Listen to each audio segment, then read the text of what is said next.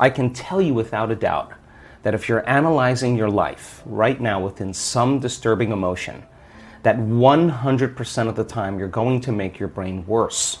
If you're stuck in an emotion, like you're frustrated, you're angry, you're fearful, resentful, and you're thinking within that emotional state. In other words, you can't think greater than how you feel.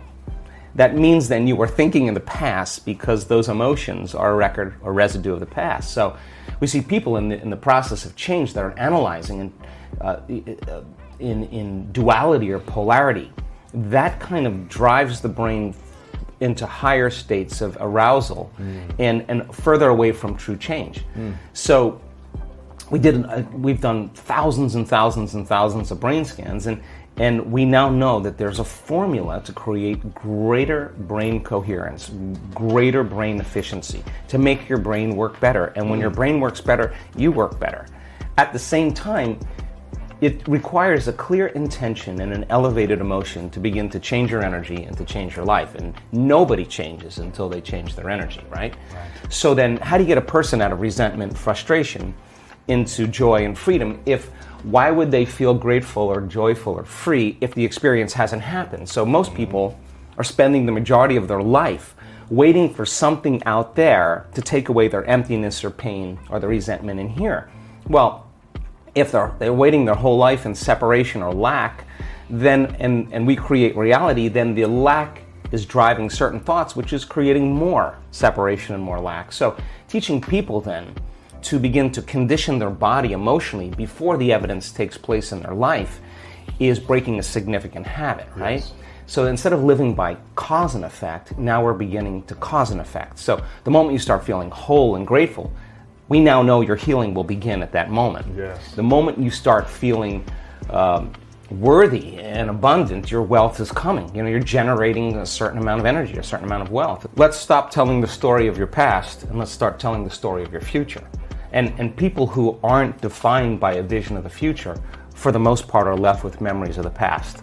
Your brain is a record of the past. It's an artifact of everything you've learned and experienced to this moment. So most people wake up in the morning and they start thinking about their problems. Yeah. And those problems are memories that are tattooed in the brain that are associated to certain people and things at certain times and places. So the moment the person wakes up clean slate, they start thinking about their problems they're thinking in the past. If you believe your thoughts have something to do with your destiny, well, there's a possibility that your past is going to be your future.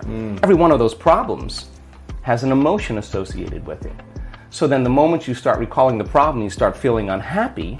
Now your body's in the past, because thoughts are the language of the brain and feelings are the language of the body. And how you think and how you feel creates a state of being. So people reaffirm their identity based on the past, right? And it turns out that the redundancy of doing that, conditioning only requires an image and an emotion. And most people are unconsciously conditioning their body into the familiar past, into the known. So now if you're in the familiar past and in the known, you're going to crave the predictable future, right? That's the known as well. And there's only one place where the unknown exists, and that's the eternal present moment. That's the sweet spot of the generous present moment. So you gotta labor to get that person beyond the emotions that keep them tacked or anchored to the past. And yes, it takes an effort to do that, but if you keep working with the formula, you'll reach that elegant moment where there's a liberation of energy. And now your body, as the unconscious mind, the objective mind, is not believing it's living in the same past experience 24 hours a day, because you're liberating the body from that emotional state. So you ask a person, why are you so unhappy? Why are you so frustrated? Why are you so resentful? The moment you ask that, their brain is going to associate that emotion to a past event. To a memory. To a memory. Yeah. That's because they have nothing to look forward to in their future. So if you're not being defined by a vision of the future, it just means to me that you're more in love with your past than you are with the future. So how do you teach people to believe in a future that they can't see or experience with their senses yet, but they've thought about enough times in their mind that their brain is literally changed to look like the event has already occurred? The latest research in neuroscience says that's absolutely possible. We know that. And how do you teach a person to select a new possibility in their future and begin to emotionally embrace that future before it's made manifest to such a degree that their body is their unconscious mind is believing it's living in that future reality in the present moment, and they're signaling new genes in new ways ahead of the environment. Now, till their body begins to change to look like the event has already occurred. We've proven that that's possible. If you truly got passionate about a future, we've all done this.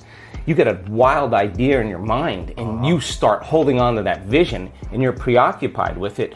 All of a sudden, the thought in your mind becomes the experience and you start feeling the energy of the future. Yeah. Now, the stronger the emotion you feel from that vision, the more you're going to pay attention to the picture in your mind, and now you're remembering your future. So it requires a coherent brain, and we now know that there's a formula for that, and we've got beautiful research to show that people can do it. They just have to practice. And it requires a coherent heart, because resentment, frustration, impatience creates a very incoherent heart. Yeah. And when that heart becomes incoherent, you stop trusting yourself. There's no energy there. You stop trusting in your future. Wow. So then, if there's physical evidence in your brain and body, physical evidence to look like the event has already occurred, it's quite possible you'll be thinking neurologically within the circuits of your future, and you'll begin to feel chemically within the boundaries of that emotion of your future. And how you think and how you feel is your state of being. And now your state of being is living in the future instead of the past. Now, the moment you disconnect from the emotion of your future because of traffic or some coworker or your ex or whatever people come up with, now you're back to the energy of your past. And now you're going to start looking for it, analyzing, why hasn't it happened? Well, if you're feeling the emotion of your future, why would you look for it? Because you would feel like it already happened, and that is the place where the magic happens. So then you can't just do this, get up, and then return back to your old state of being. You got to maintain that modified state of mind and body. When That's life practice. happens? Well, we all take blows in our lives, and we all react emotionally. But the question is, how long are you going to react? Right. So then, if you can't mediate and regulate your emotional reactions, and those emotions linger for days, that's a years mood. for some people. Mood, and then months, temperament, years, personality trait. So then the person's personality is literally based on the past. But they don't know that because they're doing it over and over again. It becomes a subconscious program. So now, if it requires a coherent brain and a coherent heart, then we have to train people how to self-regulate. So we've done thousands and thousands of measurements. We've partnered with the Heart Math Institute to teach people how to create and sustain heart coherence. It just requires getting still, closing your eyes, putting your attention on your heart, changing your breath so that you move into the present moment. And when you slow your breathing down, you slow your brain waves down. When you slow your brain waves down, now you're accessing your autonomic nervous system. So then you train a person how to open their heart and feel an elevated emotion. And it takes a little practice. And just like a flower that takes time to bloom, it takes a little bit of time. But if you work in trading the resentment, the frustration, or the impatience for gratitude, appreciation, and thankfulness, and you keep at it, there'll come a moment where that system switches on, and now you're feeling grateful for no reason at all. Right. That's not a bad thing, because gratitude, the emotional signature of gratitude, means something's happening to you. Something has happened to you. You're receiving something, or you just received something. So your body then, when you're feeling gratitude, is in the perfect state of receiving. So then that means then you'll accept, believe, and surrender to the thoughts equal to the emotional state of gratitude. If you're living in resentment, you're living in fear, you're living in impatience, you could say, I'm healthy, I'm healthy, I'm healthy, I'm wealthy, I'm wealthy, and with all you want, and that thought's going to stop right at the brainstem and never make its way to the body, because the body is not feeling it, or because why? Because you're feeling resentment, and that thought is not consistent with the emotion of resentment. Resentment has a different set of thoughts, right? In other words, once you start opening your heart, it begins to move into coherence. It begins to produce a measurable magnetic field up to 3 meters wide. Now that's frequency, that's energy. And all that energy, that frequency, carries information, carries an intent. So then when you're feeling gratitude and your heart is open, you're broadcasting energy into the field. A frequency. A frequency. You lay the intent of the thought of your health or your wealth. That frequency can carry the thought of your wealth. It can carry the thought of your health. If you're suffering, suffering does not carry, that energy does not carry the thought of your wealth. It carries a different set of thoughts. So then we're teaching people how to self-regulate, because if you're going to believe in that future that you're imagining with all of your heart, it better be open and activated. Right. And you better know how to self-regulate. And you have to know the moment you disconnect from the energy of your future because of some circumstance in your life and you lose that feeling, if you're practicing it on a daily basis with your eyes closed, then the next level is to be able to open your eyes and do it right in the moment and be able to self-regulate and change the frustration from some experience in your life back to the energy of your future. Now, that requires great awareness and great effort. But if you have a community of people that are practicing this on a daily basis and they're connected to their future, because that's where their mind is, they begin to want the future more than the emotions of the past. So we've done enough measurements now, Louis, to know that we can teach people how to do that, and we have evidence that people can sustain it for 45 minutes to an hour. It's a skill now. They know that they know how to do it. I hope you enjoyed this amazing speech by Joe Dispenza. We'll continue with our daily challenge. Can you complete the inspiring quote and give us the right answer? If you can do it first, you're the daily winner.